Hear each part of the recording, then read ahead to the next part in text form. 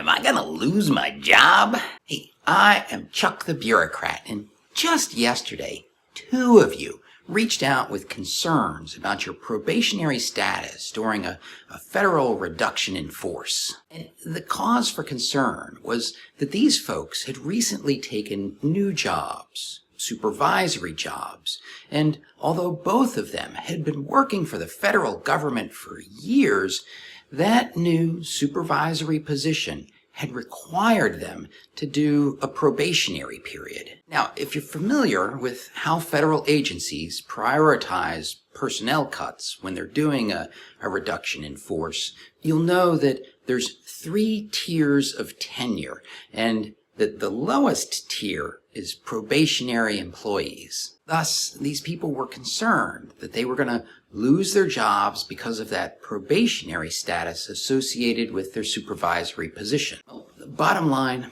don't worry. Probationary supervisors who would otherwise be in Group 1, that's the safest tenure tier, well, if they would have been in Group 1 otherwise, they remain in Group 1 for the purposes of a RIF. And now I'm going to give you the whole rigmarole, because I kind of figure that the biggest danger is that somebody gets screwed over by their leadership because they just don't have enough supporting documentation to defend themselves.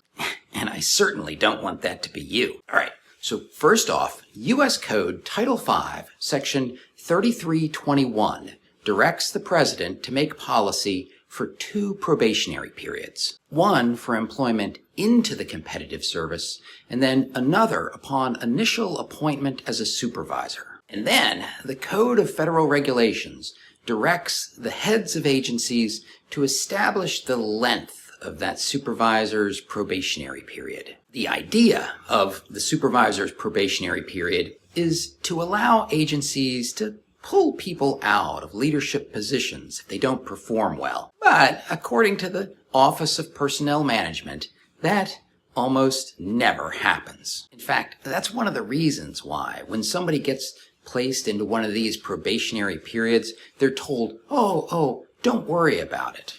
But then along comes a RIF. Anyways, you might wonder, what constitutes supervisory or managerial positions? Well, OPM has a General Schedule Supervisory Guide that provides criteria for determining the GS grade level for supervisory positions. And in this guide, OPM defines a supervisory position as one that accomplishes work through the direction of other people. These can include subordinate federal civil service employees, assigned military personnel, contractors, heck, even volunteers or student trainees. So with all of this, you can kind of imagine that somebody's just chugging along with their government career, and they get a position that's coded supervisory, and somebody says they're going to have to do a probationary period, and they're kind of like, I don't know about that, but they're told, oh, don't worry at all.